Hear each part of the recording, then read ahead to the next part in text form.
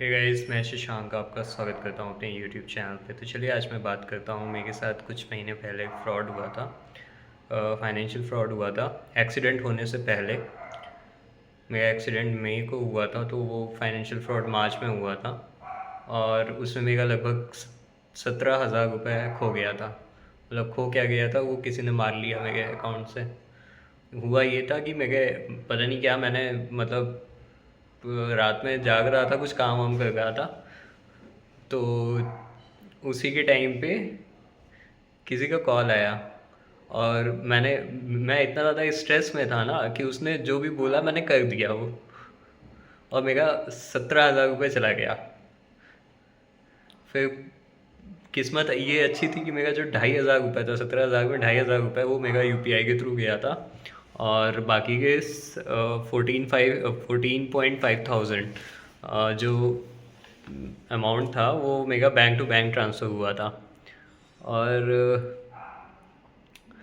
वो मैंने फंसा दिया था वो पैसा 14,500। तो वो अच्छा, आप देख सकते हैं। मैं आपको एक और बात बताना चाहता हूँ कि जो फ्रॉडस्टर्स था ना, तो उसको लगा कि उसको पैसे मिल जाएंगे। मैंने क्योंकि इमीडिएटली मैंने एक्शन कर लिया ना, जैसे ही उसने मतलब मुझे पता ही नहीं था कि कैसे हुआ क्या हुआ, वो कभी और मैं बात करूँगा, लेकिन हो गया था। लेकिन बाद में फिर मैंने कंप्लेन वम्प्लेन की 1930 पे, फिर मेरा पैसा ब्लॉक हुआ। वो पैसा 14,500, 2,500 नहीं हो पाया क्योंकि वो यूपीआई के थ्रू ट्रांसफ़र हुआ था।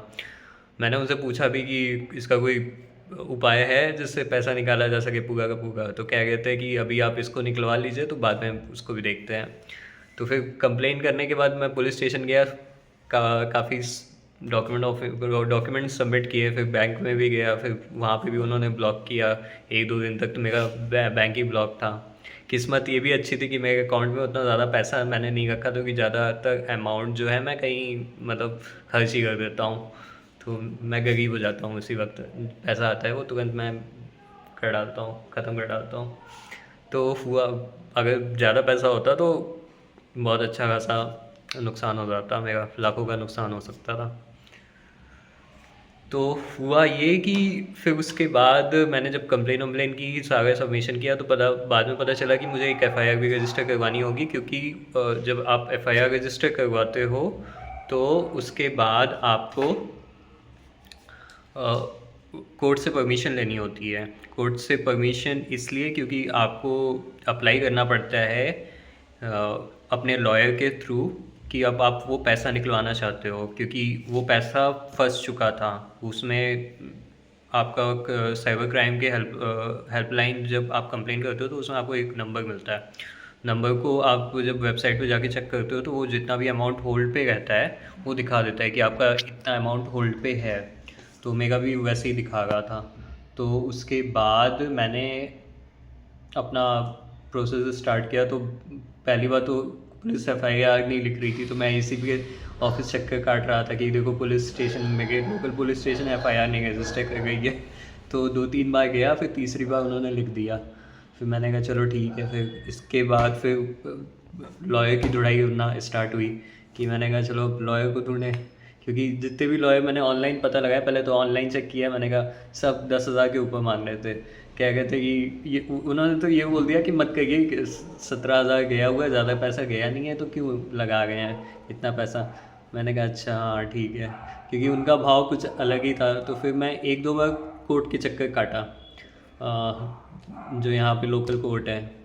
एक तो कोर्ट भी 3-4 कोर्ट हैं, हर जगह जा जा के देखा, तो बाद में पता चला कि आपको, क्योंकि जब आपको एफआईआर कॉपी मिलती है तो उसमें वो कोर्ट नंबर लगा लिखा हुआ रहता है, तो वो लोग बताते हैं। उसमें भी कई लोग ऐसे, जब मैं दूसरे कोर्ट से जा रहा था तो वहाँ पे कोई ठीक से नहीं बता रहा था, तो एक लॉयर मिली थी, तो उसने बताया कि आपका इस कोर्ट में है, इस कोर्ट में जाइए आप। तो उन्होंने फिर मैंने अपना कोर्ट गया वहाँ पर, फिर पता लगाया। तो वहाँ पे भी 1-2-3 दिन गया मैं, क्योंकि उस टाइम मेरे पास जॉब भी नहीं थी, तो मेरे पास टाइम ही टाइम था, तो मैं जाता रहता था। और फिर उसके बाद जब मुझे मतलब फिर मैं उनके पास गया, जो गवर्नमेंट प्रोसिक्यूटर्स होते हैं या फिर गवर्नमेंट लॉयर्स होते हैं, उनके पास मैं मिलने गया। तो वो भी रैंडमली मैं चला गया, मैंने कहा चलो इनसे पूछ लेते हैं क्योंकि इनके पास तो लॉयर्स आते ही होंगे। तो उसने मेरा काम करवा दिया। फ्री में काम नहीं हुआ, मैं आपको पहले बता दूँ, उसमें भी लगा मेरा लगभग 5,000 रुपये लगा। और फिर जो दिमाग, उसके बाद भी बहुत दिमाग खराब हुआ उसमें। उसके बाद जो मैंने जितने भी प्रोसेस स्टार्ट किए उनको भी लगभग 20 दिन लग गए कोर्ट ऑर्डर निकलवाने में। क्योंकि जब एक बात मैं आपको और बताना चाहता हूँ कि अगर आपके साथ कोई फाइनेंशियल फ्रॉड होता है तो मैंने इसी दौरान मैंने एक न्यूज़ पढ़ा था, आप भी देख सकते हो, कि जो मतलब अब गवर्नमेंट ने रूल बना दिया या कोर्ट ने रूल बना दिया है, आई डोंट नो को सुप्रीम कोर्ट है या गवर्नमेंट है, 50,000 के अंडर में आपका जो भी फाइनेंशियल फ्रॉड होता है उसमें आप बैंक उसमें आपको कोर्ट ऑर्डर लगाने की ज़रूरत नहीं है। बट लेकिन उसमें भी कंडीशन है, जो मेरे साथ भी वही था, कंडीशन था कि अगर उसमें मल्टीपल फ्रॉड के केसेस उस बैंक अकाउंट में पड़े रहेंगे तो आपको कोर्ट में लगाने की ज़रूरत पड़ेगी। क्योंकि उसमें मल्टीपल केस लगे हुए हैं, तो जो सबसे पहले जाएगा कोर्ट ऑर्डर देगा बैंक को, उसका पैसा सबसे पहले रिलीज़ किया जाएगा। तो मेरे साथ भी वही था। तो मेरा तो डायरेक्ट नहीं हो पाया क्योंकि उन्होंने जिस बैंक में ट्रांसफ़र हुआ था पैसा, उन्होंने बोल दिया था कि इसमें कई केसेस डले हुए हैं साइबर क्राइम के, आपको कोर्ट ऑर्डर लगाना पड़ेगा। तो फिर किसी तरीके से कोर्ट ऑर्डर मिला, फिर मैंने लगाया। कोर्ट ऑर्डर लगाने के बाद भी मेरा 2 महीने तक पैसा रुका रहा। मैं आर बी आई में 1 महीने बाद तो मैंने RBI में चला गया, मैंने कहा देखो मैंने कोर्ट ऑर्डर भी लगा दिया। और सबसे बड़ी बात ये थी कि वो पैसा जो ट्रांसफ़र हुआ था वो SBI टू SBI ट्रांसफ़र हुआ था, मतलब ऐसा भी नहीं कि SBI से अदर बैंक में ट्रांसफ़र हुआ है। उसके बावजूद भी उनको 2 महीना लग गया, वो भी मैं फॉलोअप लेता था, अपने ब्रांच से लेता था, जिस ब्रांच में पैसा ट्रांसफ़र हुआ उस ब्रांच से लेता था। उसी के दौरान दोनों बैंक ब्रांच में जो बैंक मैनेजर्स थे उनका ट्रांसफ़र हो गया, तो फिर उसमें भी प्रॉब्लम हुई। उसमें समझाना पड़ गया दोनों बैंक ब्रांच में कि देखिए ये इशू हुआ है।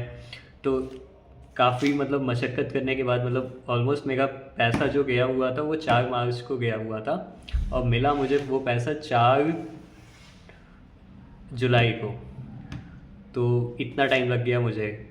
और तो यही सब प्रोसेस आप देख, अगर आपके साथ भी ऐसा कुछ होता है तो पहली बात तो तुरंत मैंने एक मैनेजर से बात की थी, तो उन्होंने यही बोला था कि आप कोशिश कीजिए अननोन नंबर से फ़ोन ही मत पिकअप कीजिए, वो बहुत डेंजरस होता है। और दूसरी चीज़ ये कि जब भी मतलब ऐसा नहीं कि आपके साथ पहली बार होगा, और दूसरी बार भी हो सकता है, आप दूसरी बार भी टारगेट बन सकते हैं। और जितना भी हो सके पैसे हो सके तो कम ही रखिए अकाउंट में।